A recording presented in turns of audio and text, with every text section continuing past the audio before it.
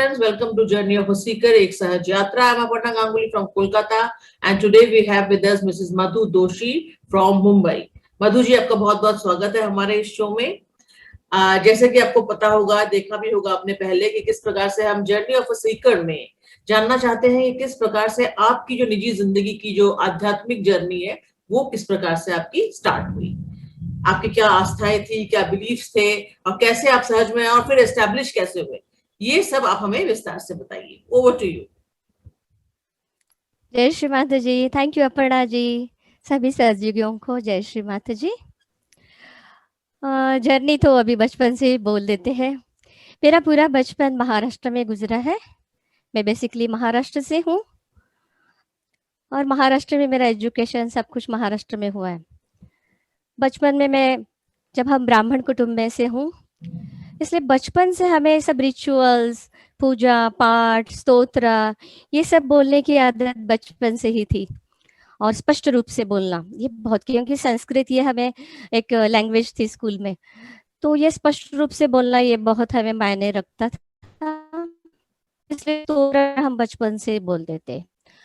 हमारी माँ, हम सभी भाई बहन बड़े आदर्श, मतलब बड़े आइडियल थे. हमें स्कूल में बहुत नाम मिलता था और हमारी माँ हमें सब जगह ले जाती थी. जहाँ भी कोई बड़े बड़े व्यक्ति आ रहे हैं, कोई अच्छा एलोकेशन हो, जिनका वक्तृत्व अच्छा है, जो अच्छे अच्छे भाषण देते हैं, किसी प्रकार से वो बोलते, तो हमें ले जाती थी. इसी प्रकार से हमारी माँ एक बार श्री माता जी के प्रोग्राम में हमें 1985, हमारे यहाँ एनडीसीसी करके बैंक है, उसका एक बड़ा सा हॉल हुआ करता था. ये 1985 की बात है. तब जाके इतना फैला हुआ नहीं था. ये नासिक की बात है. मेरा बचपन और नासिक. नासिक आपने सुना ही होगा नाम, महाराष्ट्र में जहाँ साक्षात आदि शक्ति भी है, श्री राम जी, श्री हनुमान जी, अपना ज्योतिर्लिंग है, त्र्यंबकेश्वर, ये सब फेमस है. नासिक पिलिग्रिमेज है. तो हमारी माँ हमें वहाँ मेडिटेशन के लिए ले गई थी कि श्री माता जी आए हैं, देखते हैं ये क्या है. श्री माता जी वहाँ आए थे. छोटे छोटे हम बच्चे थे स्कूल के, बिल्कुल ही छोटे, 8-10 साल के. तो हम लोग सारे भाई बहन हम बैठ गए, बाकी हमारे साथ भी बहुत सारे थे. श्री माता जी ने रियलाइजेशन हमें दिया था. और तब है ना, आध्यात्मिक रूप से कुछ नहीं समझता. मुझे लगता है बचपन जैसा, अगर छोटे बच्चों जैसे जस्ट खाओ पियो मौज करो, यही इतना ही समझता कि शायद ये अध्यात्म अध्यात्म शायद इस उम्र में भी, अभी बड़े भी होते तो भी अभी ऐसा लगता है ये शुरुआत हो गई है. पर बचपन में तो कुछ भी नहीं समझा. खाली जब बड़े लोग जब बोलते हैं कि भाई भगवान है दुनिया में, भगवान ऐसे होते, अच्छे कर्म करो, अच्छा ये करो, इतना ही सब कुछ याद रखा था. फिर श्री माता जी ने रियलाइजेशन दिया, बच्चों को बहुत आशीर्वादित किया और बस प्रोग्राम वोग्राम हुआ, वो चने वने हम लोगों ने लिए और बस घर आ गए. कुछ भी पता नहीं, ना वाइब्रेशन का पता है, कुछ नहीं. थोड़े दिन और बाद में जब स्कूलों में किसी भी चीज़ की कंपटीशन होती थी, मैं तो वैसे लोग मुझे गाने के लिए जानते हैं, पर मैं गाना भी अच्छा गाने का, फिर म्यूजिक में भी है, बजाने में भी है, रंगोली में, हैंड राइटिंग और एकेडमिक में, हर चीज़ में मैं मतलब 1 to 5 इस रैंक में मैं आती थी. हमेशा फर्स्ट क्लास ही आती थी.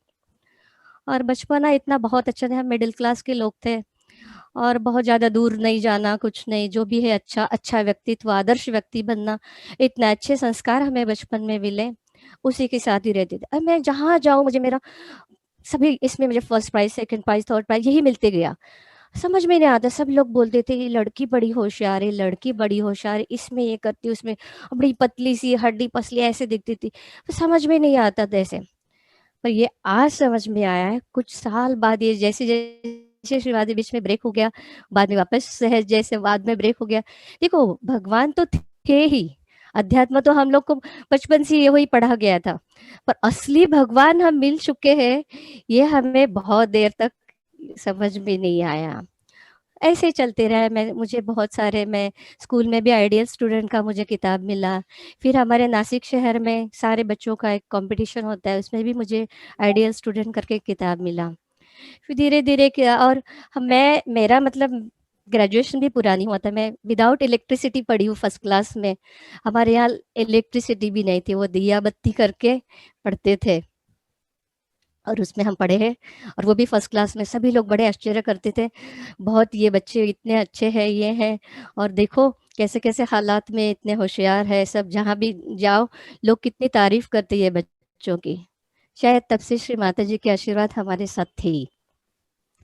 यूं मानो कि जैसे कि श्री माता जी अंगुली पकड़ पकड़ के हमें सब जगह बताती थी, ऐसे करके करते मिड 20s में ही मैंने शादी कर ली। बहुत छोटी थी, अब तो मैं ग्रेजुएशन भी नहीं हुआ था, तो मिड 20s में ही शादी कर ली। शादी के बाद भी मुझे श्री माता जी के बहुत जगह में कॉम्पिटिशन्स में, मैं तो बचपन से गाती, मैं मेरी उम्र की 8 उम्र से मैं गाती हूँ, और स्पॉन्टेनियस गाती हूँ, ऐसा नहीं, मैं पढ़ाई तो करती थी, और मैंने क्लासेस भी लगाए थे, मैंने विशारद का ये भी किया, उसके बाद में मैंने मैनेजमेंट में बीकॉम किया है फर्स्ट क्लास में। और वो विशारद करते करते बाद में वापस भूल गई, क्योंकि शादी के बाद में फिर बच्चा पैदा होगा बीच में, और फिर बस वो जर्नी ही चालू हो गई। फिर एक बार रिस्पॉन्सिबिलिटीज आ जाती है तो कुछ कुछ चीजें पीछे हो जाती है। पर गाना ये ऐसी चीज थी कि वो कभी छूटता ही नहीं था। जहाँ जाओ, आपको तो पता है, बाथरूम में जाओ गाना, खाना बनाते जाओ गाना, चलते फिरते गाना गाना गाना। फिर मैंने रेडियो के एग्जाम भी दी, मैं ऑल इंडिया रेडियो में मैं अनाउंसर भी थी। जब स्कूल में, जब मैं 8 9 10th में थी, तब मुझे हमारे टाइम तब तो टेलीविजन थे नहीं, और हमारे नासिक में भी टेलीविजन नहीं थे, वो 84 के बाद ही आए थे।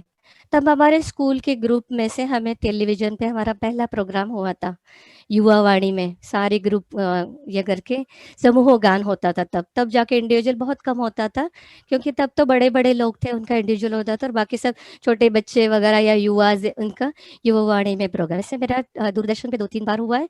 एक बार बचपन में हुआ है 80s to 85 में, और उसके बाद 90s to 95 में युवा होने के बाद भी, विश्व के बाद भी ये हुआ था, और सुंदर सा प्रोग्राम होता।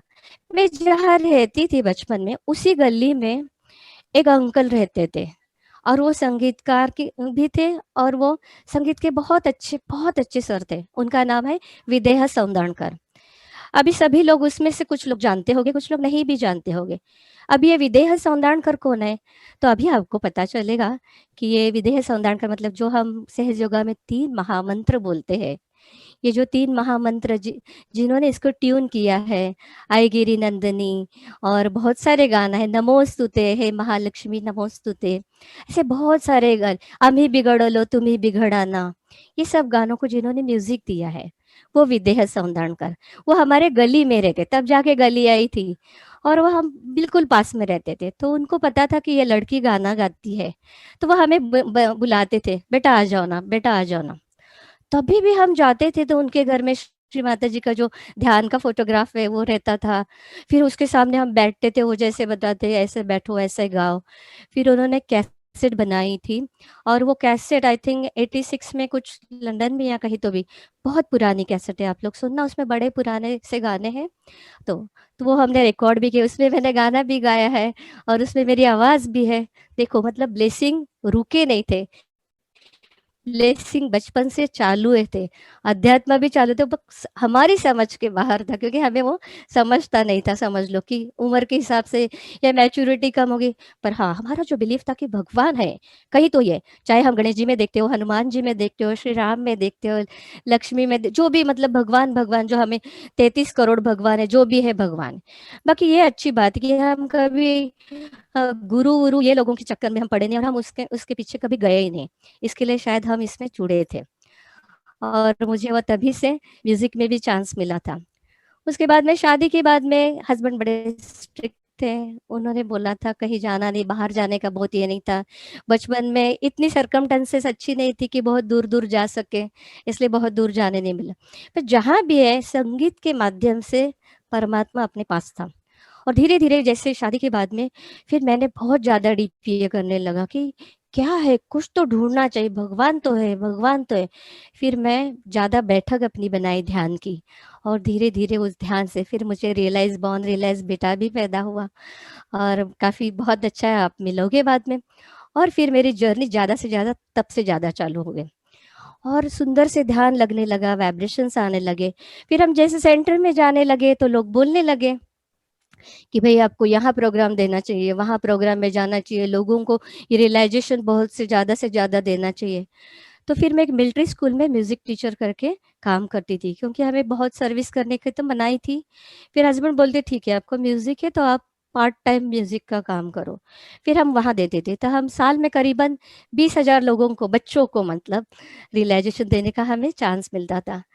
और मेरे पास तो ये म्यूजिक का थोड़ा बहुत जो ज्ञान था, ये भी श्री माता जी की तरफ से, ये तो गॉड गिफ्टेड है। तो ये सारे गमा पधन इसी में सभी को, क्योंकि तब एक ऐसा ये था वातावरण कि लोगों को अगर ये बोला जाए कि हम श्री माता जी का ध्यान करते हैं, श्री माता जी की फोटोग्राफ रखो, ऐसा करो वैसा, तो लोग मानते नहीं हैं। तो तब हम क्या करते थे कि चलो सारे ग म प ध नि, श्री गणेश जी आप जानते हो ना बच्चों, चलो चलो अभी ना देखो गणेश जी कैसे, आप ऐसे हाथ रखना देखो क्या होगा, ये सारे भगवान के नाम आपको पता है ना, आपके हाथों में देखो क्या होगा। इस प्रकार से थोड़ा डिप्लोमेटिक वे में हम उनको बताते थे। और फिर धीरे धीरे सारे ग म प ध नि सा ऐसे धीरे धीरे बच्चों से गवाना वापस।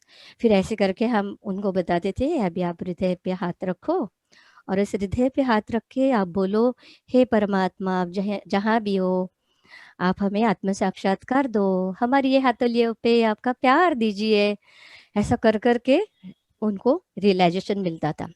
और धीरे धीरे फिर मैंने उनको इंट्रोड्यूस किया कि ये श्री माता जी की फोटो होती है, ऐसी रखनी है, एक छोटा सा दिया इधर रखो, फिर देखो आपको क्या। और ऐसे मुझे बहुत रियलाइजेशन का ये मिला। और जब मैं ये रियलाइजेशन देती थी, मेरे पैरों में से, हाथों में से, सहस्त्रार में से बहुत ठंडा ठंडा ठंडा महसूस होता था। ऐसे करके मैं एक बार फिर मैं रेगुलर फिर क्लास टीचर बन गई। मुझे बोला कि आप बहुत अच्छी टीचर हो और बच्चे बहुत आपसे लगाव रखते हैं, तो आप क्लास टीचरशिप लो। फिर मैंने वो एक्सेप्ट किया कि लड़कियों के लिए, औरतों के लिए टीचर होना बहुत अच्छी बात है। तो मैंने सोचा ठीक है। और उस स्कूल में बच्चे ऐसे झोपड़पट्टी में से बहुत गरीब हालात से आते थे, और फिर ना वो लोग पढ़ाई में तो वो दिलचस्पी नहीं रखते हैं, और फिर ये ध्यान वैन तो क्या करेंगे। फिर मैंने क्या किया, अपने क्लास में श्री माता जी का फोटो जो कबर्ड दिया जाता था उसमें मैं रखती थी। जैसे सुबह असेंबली होने के बाद जब हम एब्सेंट ही और प्रेजेंट ही लेते हैं, तो अटेंडेंस के टाइम में फोटो बाहर रखती थी और बच्चों को बोलती थी, ओके हु इज प्रेजेंट और प्लीज रेज योर हैंड, फिर ऐसे कर करके। और उनसे तब ना गुरु ब्रह्मा गुरु विष्णु वक्रतुंड महाकाय, ऐसे मैं ये सब स्तोत्र बोलती थी। और उनको ना बहुत ठंडा लगता था। और बहुत फिर मेरे पास बहुत सारे पेरेंट्स आने लगे और वो बोलने लगे कि मैडम ऐसे क्या जादू, आप क्या जादू करती है। मैंने बोला क्या जादू, मैं डर गई, ऐसा क्या। तो बोले नहीं, बच्चे पहले स्कूल आने के लिए मना करते थे कि हमें स्कूल में जाना ही नहीं है, और अभी बच्चे रोज बोलते कि नहीं स्कूल जाना है, मिस मधु से मिलना है, मधु टीचर से मिलना है, मधु मैडम से मिलना है। ऐसे करके करके मेरी बच्चों की क्लास और बाकी टीचर्स के लिए क्लास में इतना शोर शराबा, बहुत तकलीफ होती थी मुझे। कभी भी स्कूल में, मतलब ये मैं ऑर्डिनरी स्कूल की बात कर रही हूँ, और कभी मुझे स्कूल में कभी तकलीफ नहीं हुई। आवाज तो ठीक है, बच्चे बच्चे हैं आखिर। और ऐसे कर करके मुझे अपने आप मेरी तरक्की होती गई। सहयोग ऐसे ही चलता था, बहुत अच्छी तरह से मैं सहज में अपना। और जहाँ भी आओ ना, एक अलग अलग जो सहयोगी भी मिलता है, सबके विचार, सबका जो जो सुना है, उन्होंने जितना सुना है वो आपको बताएंगे। फिर मैं सोचती थी कि इन्होंने हमें ये बताया, इन्होंने ये हमें बताया।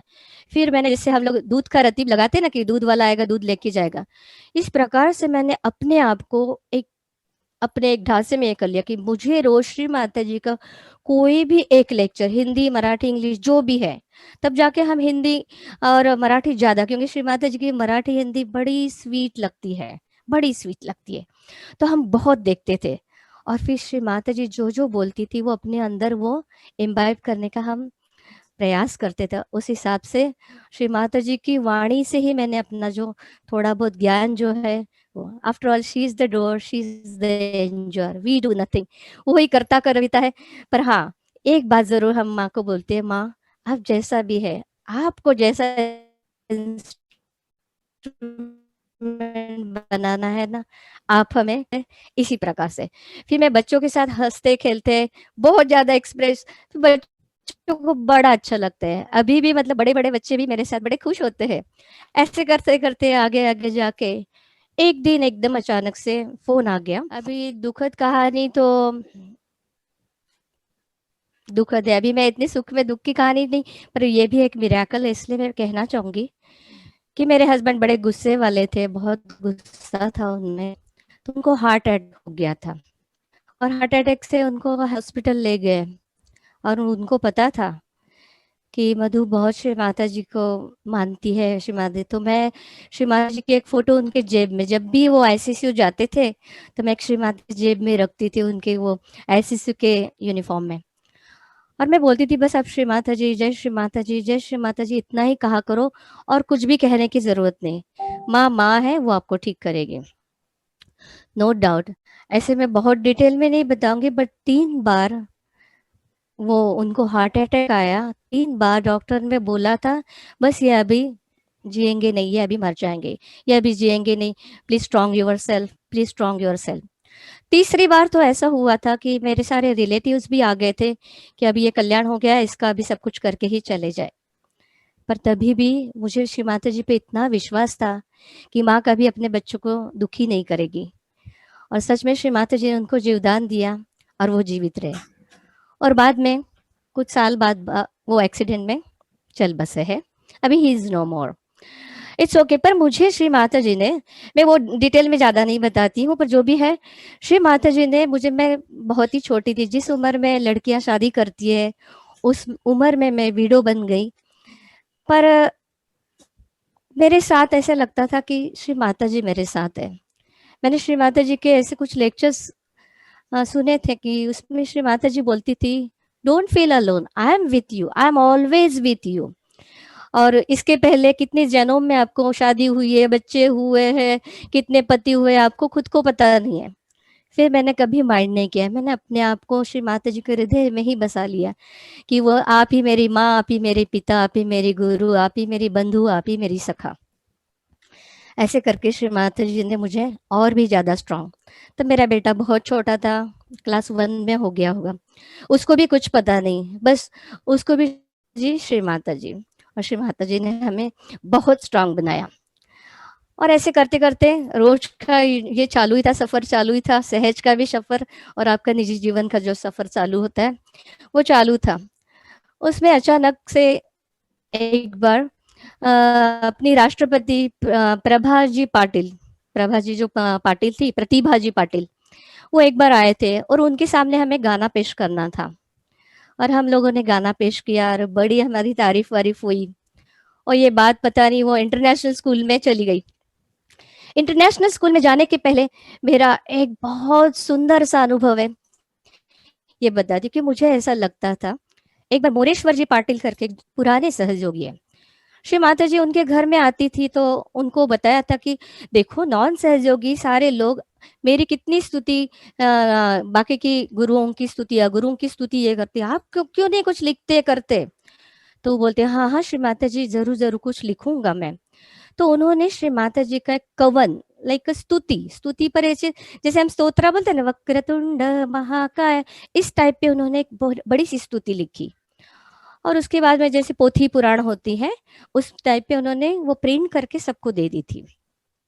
सबको देने के बाद में वो मेरे पास भी आ गई थी। और एक बार एक अंकल ने बोला, बेटा तुम तो अच्छा गाती हो ना। तो मैं तो छोटी थी, 20-22 साल में इतना कुछ ये नहीं था। तो बेटा तुम इसको क्यों नहीं गाती हो, ये तो माँ का ही है ना। फिर हमने सोचा हम तो कोई इतने बड़े म्यूजिशियन तो है नहीं, क्या करेंगे।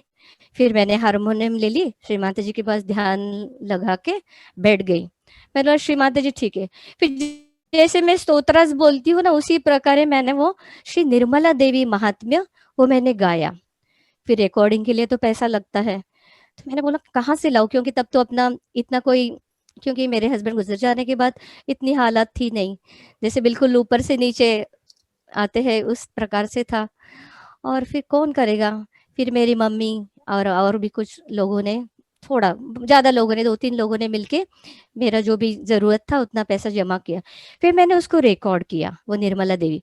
और जिस दिन मैं रिकॉर्ड कर रही थी उस दिन मेरे हाथों पैरों में से जब इतने वाइब्रेशन कि वो मैं हारमोनियम का भाता, मुझे कोई ज्यादा इंस्ट्रूमेंट तो आते नहीं, हारमोनियम में आती, बहुत ठंडा ठंडा। और वो रिकॉर्डिंग रूम में भी वो लोग भी बोलते थे इसकी आवाज कुछ अलग है, और ये ऐसा है, ये वैसा है, मुझे भी समझ में नहीं आया।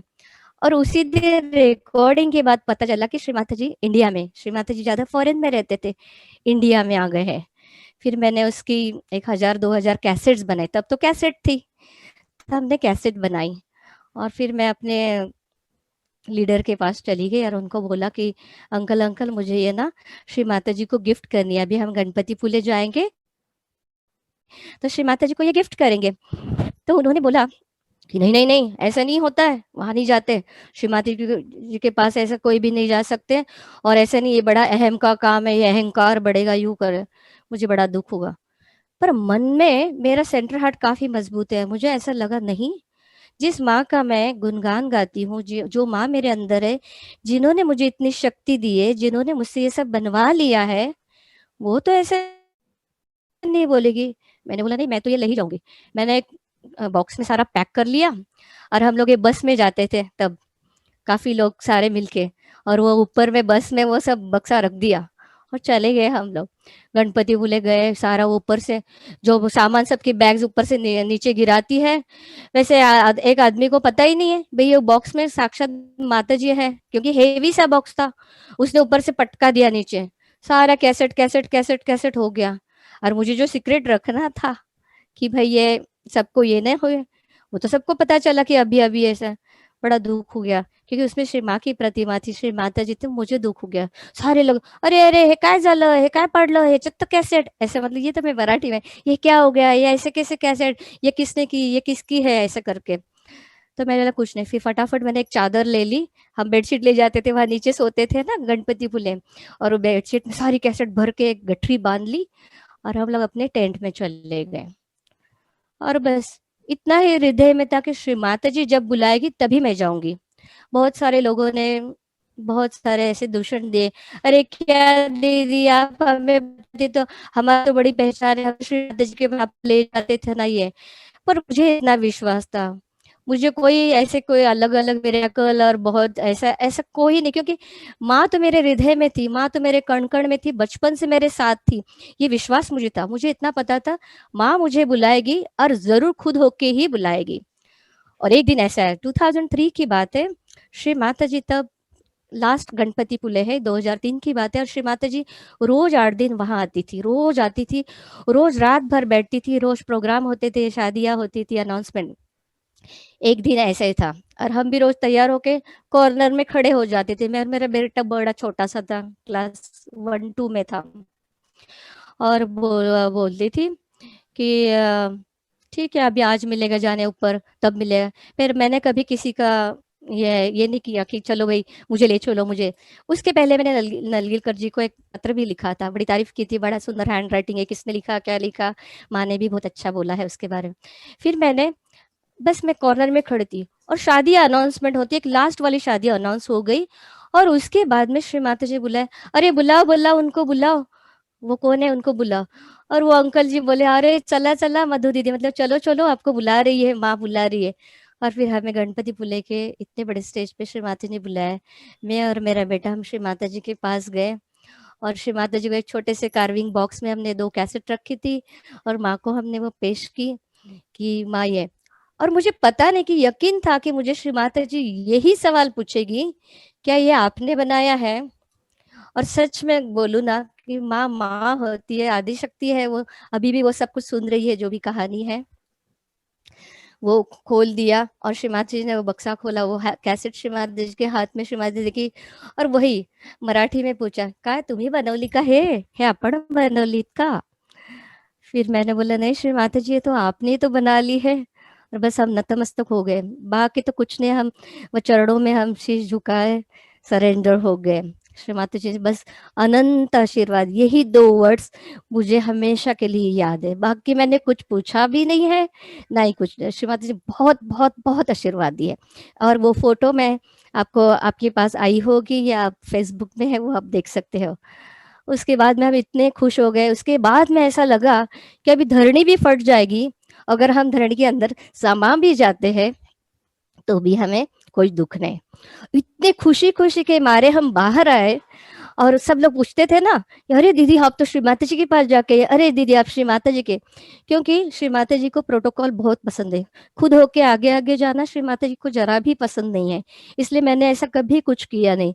और ये जब श्री माता जी ने बुलाया तभी मैं वहाँ वहाँ गई, और तभी माँ ने मुझे बहुत आशीर्वाद दिए, और तब से हमारी जर्नी और भी ज्यादा स्ट्रांग हो गई। हमने कभी पीछे मुड़ के देखा नहीं, और बस सुख की तरफ ही गए। उसके बाद में भी काफी सारे मिरेकल हो गए हैं, और बस आगे आगे गए।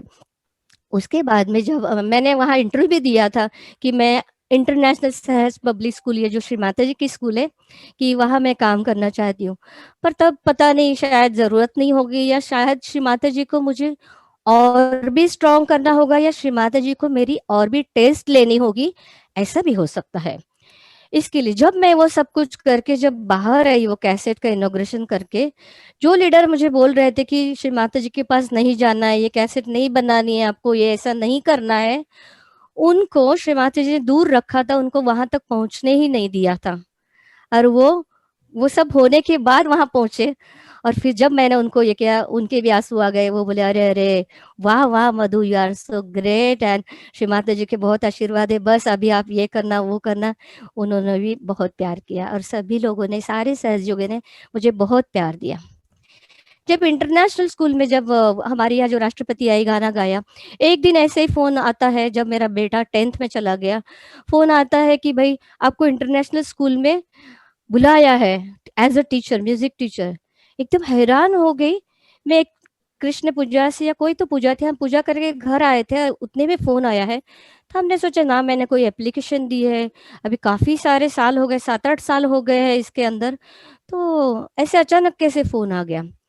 तो फिर मैंने ये किया, हमारे मिसेस नीना तलबदे करके तो प्रिंसिपल थी, उन्होंने फोन उठाया और बोलती, no no no, immediately you come here, this is a very remote place and you have to come because we need you. And she said that, yeah, we are feeling so much vibration from you, you can please come, you can join our school. मुझे समझ में नहीं आ रहा, बेटे का 10th है और मैं क्या करूँ, हम दोनों ही घर में, कौन संभालेगा कैसे।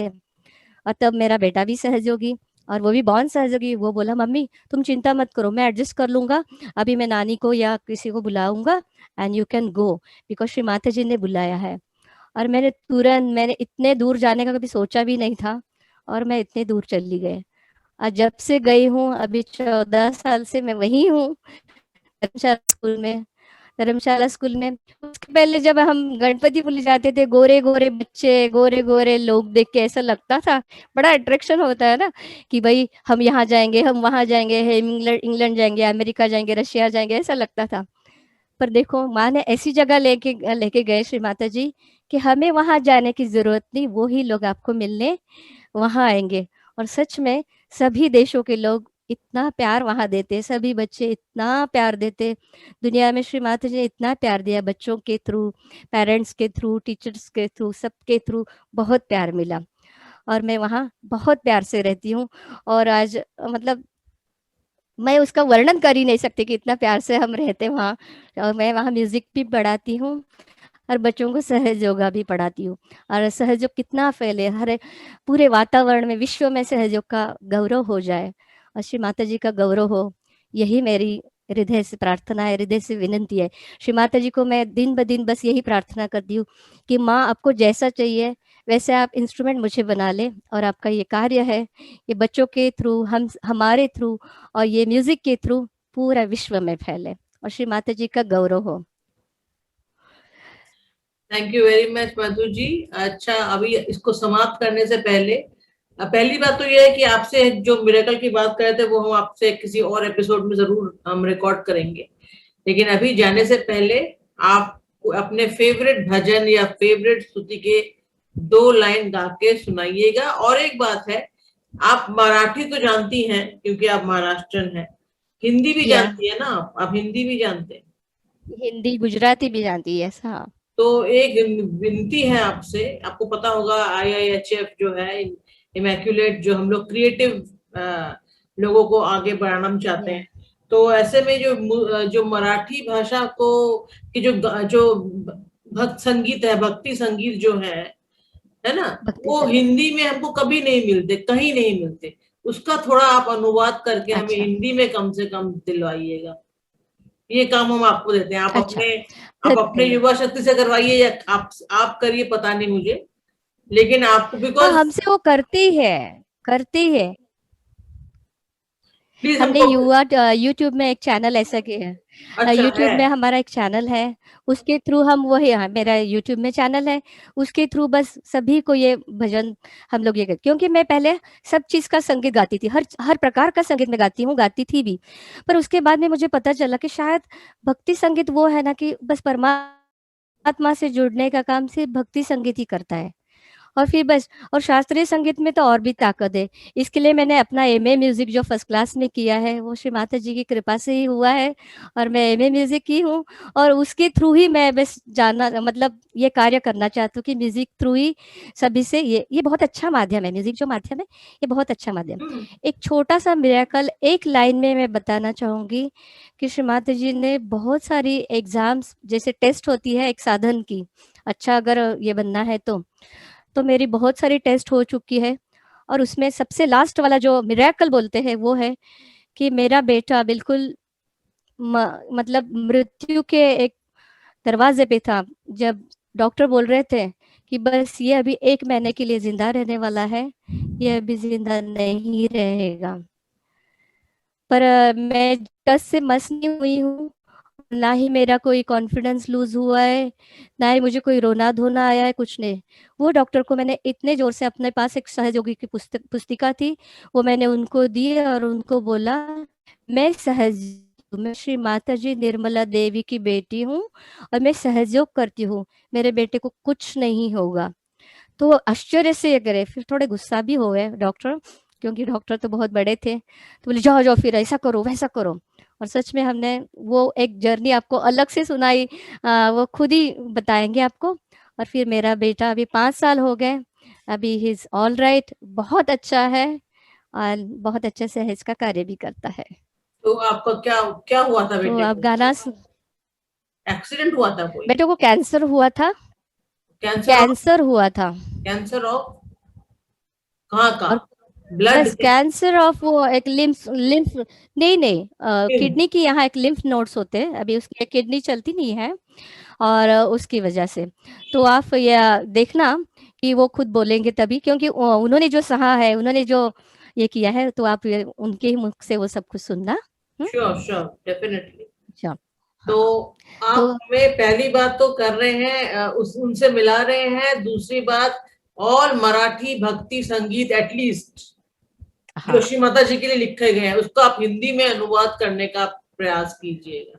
बिल्कुल प्रयास करूंगी और बिल्कुल गाऊंगी बहुत सारे भजन्स को। पर कुछ ऐसा होता है ना दीदी कि कुछ अपनी अपनी लैंग्वेज जो होती है ना, वो बिल्कुल यहाँ से निकलती है, अंदर से निकलती है। जैसे नहीं, अभी समझ लो कि हम फॉरेन में जाते थे, हाय हेलो बोल देते हैं, तो इंग्लिश में बोलना चालू करते हैं। जैसे कोई बंगाली आता है, तो हम बंगाली में बोलेंगे कि वो हाँ ठीक है, ही है एटलीस्ट अगर ना भी ऐसे। गाए कम से कम हमें उसका अर्थ पता होना चाहिए ना, इतने सुंदर सुंदर यस मराठी ऑफ गाने हैं, कोर्स। हमको अर्थ नहीं समझ में चलो आता, तो वो आप करके दीजिएगा हमें। बिल्कुल। तो मेरा एक मराठी सॉन्ग है, और आपको मैं 2 लाइन उसकी सुनाती हूँ। अभी वो मराठी सॉन्ग ऐसा है, आई आई श्री माता जी को, मदर माँ, ये श्री माता जी को आई ये वर्ड बहुत पसंद है। तो आप महाराष्ट्र की अगर मराठी श्री माता जी की बहुत सारे स्पीचेस सुनोगे, उसमें आई आई अगर बोला तो श्री माता जी को बहुत ही पसंद है। तो मैंने मदर डे के लिए एक आई आई गाना बोला था कि आई आई म्हणताना ध्यानमय झाले, मतलब जब मैं आई बोलती हूँ कि मैं ध्यानमय हो जाती हूँ, जब मैं आई उच्चारण करती हूँ तो मैं ध्यानमय हो जाती हूँ। आत्मबल आले मला, आत्मबल आले, जब मैं माँ माँ बोलती हूँ, जब मैं आई आई बोलती हूँ, तो मुझे इतना आत्मबल मिलता है कि श्री माता जी ही मुझे ये सब आत्मबल देती है। ऐसा ही ये गाना है। और उसके बाद में मेरे अंदर श्रद्धा और सबूरी माँ ने दिए, उसकी वजह से मेरा कैसे हो गया है, ये 3 महामंत्रों ने मेरा सारा उद्धार किया है। और ये पूरी दुनिया में मेरा जो नाम श्री माता जी कैसे अपने थ्रू रोशन कर रही है, श्री माता जी का प्रकाश आप मेरे अंदर कैसे लाया है, ये सब गाना उसमें है। तो आई आई म्हणताना ध्यानमय झाले, आत्मबल आले मला, आत्मबल आले। तो इस गाने के साथ मैं सबको ही बोलूंगी, आप भी जब श्री माता जी करो तो आपको भी ऐसा ही आत्मबल मिले। मैं आपको ये 2 लाइन सुनाती हूँ। अभी कोई इंस्ट्रूमेंट तो है नहीं, ऐसे ही सुनाऊंगी। आई आई म्हणताना ध्यानमय झाले, आई आई म्हणताना ध्यानमय झाले,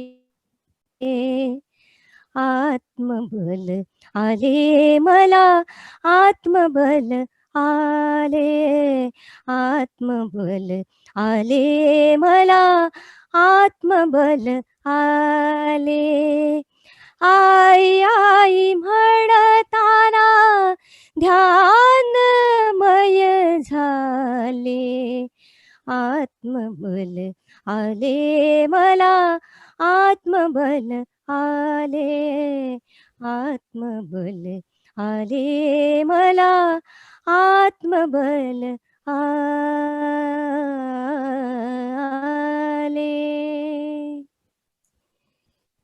ये पूरा गाना यूट्यूब पे आप जरूर सुन सकते हो। Thank you Aparna ji. जय श्री माता जय जी। श्री माता जी। Thank you for being with us. जय श्री माता जी।